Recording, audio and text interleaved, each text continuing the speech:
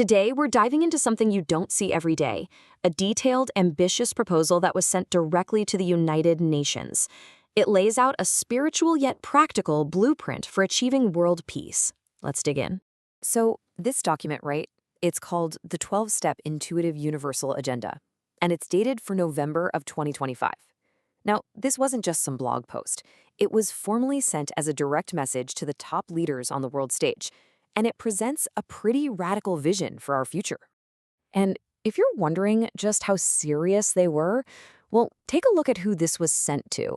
We're talking about the 9 most senior figures at the UN, from the Secretary General himself all the way to the President of the International Court of Justice. They were clearly aiming right for the top. All right, so here's how we're going to break this whole thing down. First, we'll look at the big problem they're trying to solve, what they call the disarmament deadlock. Then we'll get into their core idea, this UBUMUD phenomenon. We'll explore their proposal for a spiritual upper house, walk through their 12-step plan, and finally, talk about the ultimate endgame, something called the Sangam Yug. Okay, first things first. What's the why behind all this? The proposal argues that the world is completely stuck in a dangerous loop, a deadlock over disarmament that we just can't seem to break. The whole argument really kicks off with this one number, 80. That's how many years, according to the document, have gone by since the very first UN General Assembly meeting back in 1946. 80 years of talking, of meetings and resolutions, all supposedly aimed at getting rid of the world's worst weapons. So, after all that talk, what's the result? Well, according to this proposal, almost zero. That's a pretty stark claim, right? They're basically saying that after nearly a century of effort, the world has made almost no real, tangible progress toward getting rid of nuclear weapons. And this number right here is their proof. They argue that far from disarming, we're actually in a brand new arms race. They point to this staggering figure, $946 billion.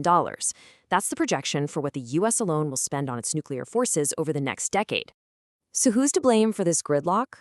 Well, the document doesn't pull any punches. It points the finger directly at the G3, the USA, Russia, and China. It argues their superpower rivalry is the single biggest roadblock to achieving any kind of lasting global peace. Okay, so that's the problem. Now what about the solution? This is where it gets really interesting. The proposal introduces a 3-part concept it calls the UBUMUD phenomenon. It's described as a holistic 3D message from nature itself. First up, you've got UB, for Universal Brotherhood. Now, this isn't just some feel-good slogan. The document sees it as a concrete plan to connect and unify all the positive, constructive forces around the globe. It's about building healthier connections between people everywhere. Next, and this is really the heart of the whole thing, is United Masters. This is the big idea, to create a brand new global institution, a spiritual and humanitarian upper house that would work alongside and complement the political United Nations. This is the real game changer in their plan. And all of this leads to the third part, the end goal, UD, or universal disarmament. This is the practical outcome, getting rid of all weapons of mass destruction, nuclear, chemical, and biological. It's the destination that the first 2 steps are designed to get us to. Now, here's the key thing you gotta understand. They see these 3 things as totally inseparable. The document uses this amazing analogy, comparing UB, UM, and UD to the parts of an atom, an electron, a proton, and a neutron. You can't have one without the others. They form a single fundamental whole. All right, let's drill down into the specifics of this United Masters organization. Because this isn't just an abstract idea. They've actually mapped out a surprisingly detailed structure for how it would all work. You can really see the vision here. On one side, you have the United Nations, which is political and based in New York. On the other, you'd have the United Masters, which would be its spiritual counterpart, based in New Delhi at Gandhi Smriti, a site dedicated to Mahatma Gandhi. It's a vision of 2 pillars, one political and one spiritual, holding up the world. And wow, they really thought this through. Look at this. They've proposed a whole parallel organization with 9 different branches, each one designed to mirror an existing UN body. So you'd have a UN Spiritual Council acting as a counterpart to the Security Council, a Universal Court of Justice, even a Universal Monetary Fund.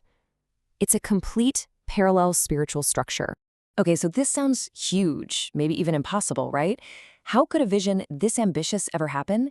Well, the document doesn't just throw the idea out there. It gives a specific step-by-step roadmap to make it a reality, all set to happen in late 2025 and into 2026. So check this out. It kicks off with a bold move at the UN, declaring a global emergency over weapons of mass destruction. From there, it moves into education, getting the Uba Umi Yudi philosophy into schools. Then, they'd identify 112 key spiritual leaders to guide the process. After that, it's high-stakes diplomacy. First, a summit with the G3, then with all 9 nuclear powers. And it all builds up to the UN giving informal recognition to the United Masters. So you've got the problem, the philosophy, the new organization, and the action plan. But what's it all for? What is the ultimate point of all this? Well, the document calls it entering the Sangam Yug. So what does that mean, Sangam Yug? The document defines it as the Yug of righteousness. It's basically this vision of a new golden age for humanity, a time of truth and harmony that this whole 12-step plan is designed to bring about, as they say, effortlessly. And here's a twist I did not see coming. The proposal brings in AI. Yeah, artificial intelligence. It specifically mentions tools like Grok and Notebook LM and suggests that if we embrace it, AI could be this incredible gift that actually helps us achieve this new era of righteousness. Which really brings us to the big takeaway here. Look, this proposal is definitely unconventional, but it makes you think, doesn't it? In a world where the old way of doing things is clearly stuck, how could ideas like this, these spiritual grassroots proposals, actually influence the future of how we make peace? It's a fascinating thought to end on.